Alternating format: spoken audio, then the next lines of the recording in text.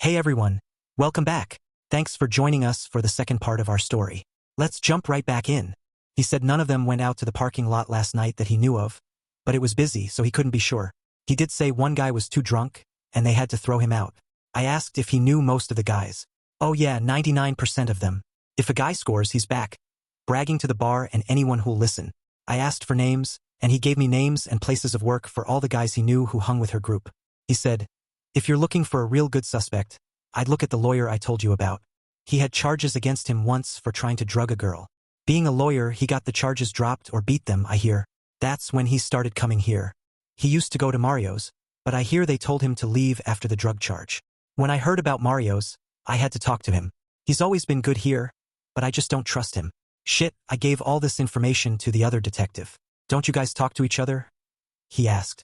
Well, I'm his boss and I'm just checking up on some of his cases. He's on probation, and it's my job to evaluate him, I replied. I thanked him and got the hell out of there. We had another normal weekend. 3 other couples came over for a cookout and some beers. Looking at the guys, I wondered when I'd tell them about their wives and what would happen. Would it end in divorce or could we all survive with counseling? I wanted to talk to Emily about it all, but I knew I had to wait a few more days or weeks. The best thing was to give Detective Dave a few more days on the case. I thought he was headed in the right direction. I had to know who shot me. It was driving me crazy not knowing. Every time there was a knock or a car drove by too fast, I reached for my gun. Damn, if I wasn't careful, I'd end up shooting someone I knew. I waited until Friday before calling Dave. I had to see what he found out with the girls the night before. If anything, well, what he told me was he now had a suspect but not enough to get a warrant to search his house. He said no judge would allow a search on such weak evidence. Well, did my wife talk to the guy this time? Or did she go outside with him? Tell me what's going on. Say something to help me. Well, like I said, this guy is our suspect. He fits the profile. He's the type to drug a girl and assault her if she wasn't willing. He's done it before and he's the type to do it again. They didn't dance. She wouldn't dance with him. Seemed like she was furious with him all night. They say she yelled at him a few times. Finally, he left real early, without finishing his drink. She went to the bathroom as soon as he left, crying her eyes out. Well, do you think she confronted him about the shooting maybe? Yes, that's what the other detective thinks. He thinks he was the one she was calling last week when she was upset. We think he didn't show up or answer her calls that week. So, how do we get enough on him for a warrant to search his house? Well, I'm working on it. Give me time to talk to a few people. I'll put what I've got together and go to the district attorney and see if he'll arrest him or at least get me a warrant. If only I had a bullet or a shell casing. The weekend went slow. I had a lot on my mind and no answers, so I just waited for Dave. Monday morning, I left right after Emily. I drove over to where the lawyer lived and parked out of sight to watch his house. I parked at a gas station convenience store, drinking coffee and waiting. He lived on Old Country Route 3, in a house about 10 years old. His house was a good 100 feet off the road. I could see piles of dirt way back by his garage. Guess he was getting his yard landscaped. He left the house at 8:30, driving a white 4-door Ford, and stopped at the same place I was for coffee. He left and I followed him to work. He walked into his office a few minutes before 9. I told Emily I had to help a friend that night so I could follow him home then too. He left work at 5 and drove straight home. At 8, he came out again and drove to a hotel where he worked the bar, looking for women. Well, now I knew his routine. Tuesday, I asked Dave how the warrant was coming and what the DA said. He said he never talked to him. Dave looked at all the evidence and said he had no bullet, no casing, so no reason to search the guy's house. He knew the guy had guns because they were registered. No one gave a description of the shooter because no one saw him. All Dave had was that the guy fit a profile. Dave told me he was putting it in his cold case files but would still keep an eye on him. I wasn't happy, but I knew Dave was right. I'd even bought a metal detector and searched my yard for a bullet or casing and found nothing.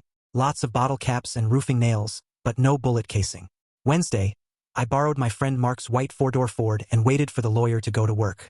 I gave him half an hour, then pulled into his driveway and parked where he usually did. I had a suit coat like his and a hat. If anyone saw me, they'd think it was him. I walked over to his house. All the doors were locked. Going to the backyard near the garage, I found a sawhorse someone had turned into a gun rest. There were about 50 empty bullet shells lying right there. I looked to see where he was shooting and found the spot, where he had the dirt pile, using it as a backstop. There were 10 sandbags in a wooden stand behind his target to catch bullets. I took out my pocket knife and dug into a sandbag. I came away with 5 spent bullets. I went back to the shells and picked up 3, putting them in my pocket. Then I got the hell out of there. Driving back to swap cars, I thought, well, we got the scum now. Detective Dave, you wanted bullets and shells? Well, I got them. After the car swap, I stopped for a beer and a roast beef sandwich at the local bar. I was happier than a pig in mud, just sitting there, watching people and smiling like an idiot. When I got home, I made coffee and looked at the shells and bullets. The bullet worried me. It had no damage. The shells looked okay, having been outside for a while. I knew I could get away with the shells. The bullet, though, if I said I found it too, it wouldn't fly. Sitting in the den, looking at the backyard. That's it. I'd get Timmy and Ben to say they found the shell casing and just put it in their pocket. Not telling anyone. Hell yes, that would work. Why not? I just had to get in touch with them. The bullet was different. This lawyer had gotten away with stuff before. I'd need all the evidence I could get. I had to figure out how to make the bullet look like it matched without it actually being damaged from hitting something. For now, I'd focus on the shell and think about the bullet later. My next move was to talk to Emily and get all the information she had. I needed the truth. The best thing was to send the kids to her parents for the weekend. That way I could talk to Emily alone. I went online and searched crime stuff about bullet shells and bullets. The more I looked at the bullets, the more I knew I had to forget the slug and just go with the shells. But then I had 5 bullets to work with to see if I could damage them just enough. Hell, with 5 I should have a chance. I could always go back and get more shells if needed. I'd start on them in a few days. I was too wired now. I couldn't leave tool marks on the bullet that could be traced back to me. With the kids gone, Emily and I went out to dinner alone. We had a great time eating and dancing. The sex that night was amazing. The next morning I made breakfast. After dishes, I told her I wanted to talk about her girls' nights out and her friends. Emily didn't look good. Her face went pale, and she had trouble breathing. We got coffee and sat down to talk. Emily, someone shot at me. They wanted me dead, and I think you have the answers. I want the whole truth about you girls when you go out. Remember, we guys told you to go out, unwind, have fun. We didn't care if you danced, but we set down some rules. Well, I know now those rules were broken, so I think girls' night out needs to end. Yes, she said, tears welling up. Thursday was my last night with the girls. We all talked, and we decided to stop. Okay, good. Now, tell me everything about going out and how things got so out of hand. I know some from Detective Dave, but I want your version. That's when the crying really started. She just kept saying how sorry and stupid she'd been. I gave her tissues and got more coffee. Then I told her to start her story and not leave anything out to save me from getting hurt, which made her cry more. Well, when we started, it was fun to be out without our husbands, to let our hair down, I guess. For the first couple of months, we drank too much. Then we stopped drinking so much and just enjoyed the music and dancing. We knew all the guys were looking for something quick, but we weren't giving it to them. The guys were forward and tried to touch us. Some we let, others we stopped fast. They all had the same lines, but some we believed what they had to say. It was things I wanted to hear from you. I overdid it with a few guys and let them feel me up pretty good. It was like in high school or when I first dated you. It was very exciting. I just got carried away with it. The guys would say things to me that I wanted you to say, but you never have. Well, not lately anyway. Well, with the drinks, I let the talk from them go to my head. Then, when we had a fight and we were mad at each other, I went overboard. I'm so sorry, Eli. She paused, tears streaming down her face. Then I let the lawyer, Dan Smith, get me aroused a little too much. Well, it wasn't a little. It was way out of hand. It was when I was fighting with you the last time. I don't know what we were fighting about. I just know neither of us was talking. I figured I would neck with him like I did with guys in high school, in his car. We kissed and felt each other up. Then I felt dizzy, and I woke up to find that he was having sex with me. I had no power to stop him, so I just lay there and let it happen. I later found out that I was drugged. Her voice was barely a whisper now. Then I don't know how he got my numbers, but he called me at home and at the office. He wanted me to go to a hotel room with him the next time we went out. He said we could slip away for a few hours, and no one would even miss us. Well, I told him to screw off just like that. The last time he called, I told him if he called again, I would tell my husband, and you would kick the shit out of him. Well, you got shot 2 days later. She took a shaky breath. After a while, I was thinking it was Dan who shot you. I even confronted him with it at the bar.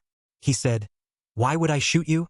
He said hookers were too easy to come by, a dime a dozen at all the bars in town, and for me to screw off and leave him alone if I wasn't going to the motel with him. I screamed at him to get out. He had the gall to ask me once more about the motel, and I screamed at him again, and he left. That's when I talked to the girls about not going out anymore, and they all agreed. More tears flowed. Why would he kill you? I would be in mourning, and he wouldn't be getting anything from me. I'm sure he didn't shoot you. I didn't think he shot me either, I said, my mind racing. But he was going to get nailed for screwing my wife. Cold resolve settled within me. I knew right then and there that I was going to put all the blame on him and let's see him get out of it. So you don't think he was the one who shot me then? I asked her. No, she sobbed. I don't think he did it. I know he has all kinds of girls. He's the type to hurt women and drug girls, but he would never try to hurt a guy in case it backfires and he might get hurt. Dan is a lover, not a fighter. He told me he was home with his partner, preparing for a case. Dan said they were there from 6 in the evening to 2 in the morning, working on the case for the next day. He said just ask his partner. Well, I don't care what he said to you. Detective Dave will handle him. Screw his partner. What do you think a partner will say? Of course, he'll go along with his partner. We finished with her telling me more about the night and how sorry she was. She also told me about the other girls and how much each one loved their husband. Too much alcohol was the main problem. Monday, I didn't know what to do with the bullet. Should I try to use it with no damage? I could get by with the shell casing but not the bullet. I was debating having the kids find it. I would talk with them and walk to where I had the casing planted and then let one of them find it. But the kids hadn't been around, and I wanted to do it now. At noon, I paged Detective Dave and he called back at 1. I told him I found the casing, and he told me not to touch it, that he'd be right out with a crime scene crew. I then went out in the yard and dropped the casing where I thought the sniper had shot from.